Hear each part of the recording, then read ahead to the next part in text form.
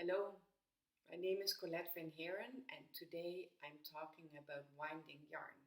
Yesterday I obtained some yarn that was bound in a tight ball, and as you can see it feeds from the outside.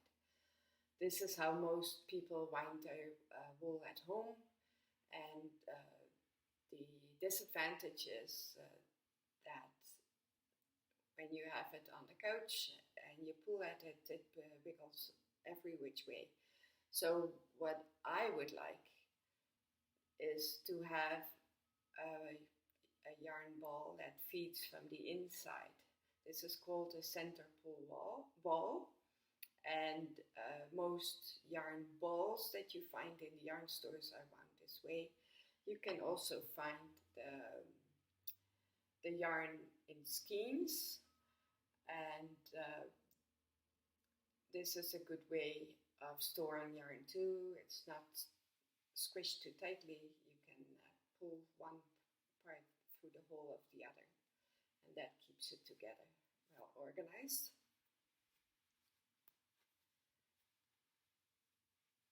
So that's the third form that's very familiar to everyone who knits, I guess. So how do I go from this to this? Well, I wind it again, and this time I make sure that I keep a space for the yarn that starts it, the tail. So I grab it with my fingers, and then I start winding it over my index and middle finger.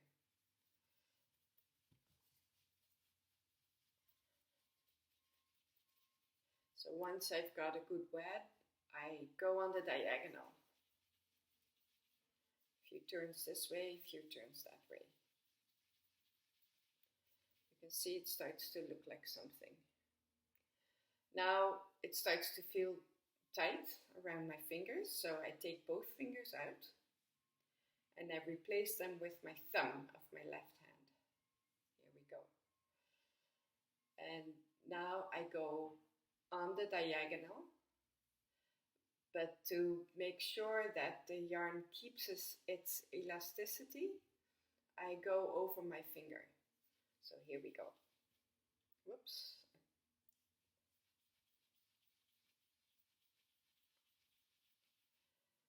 Then I take my finger out and I change position. Now I go on the diagonal.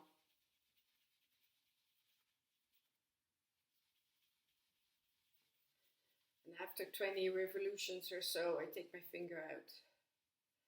And this is how that center pull ball is built, one that you do at home.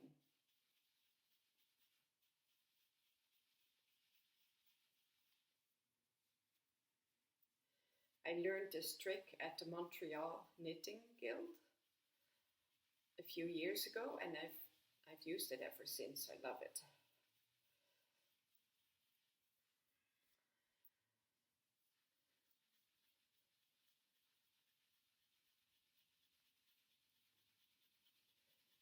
As you can guess, I've done this a few times before.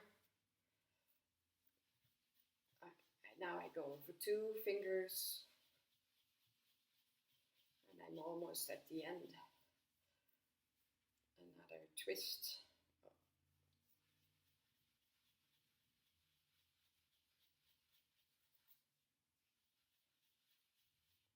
And there I am. This is the end. This is the beginning. And it has this hole, and I can pull the yarn out no problem. And this is how I like to feed my knitting projects.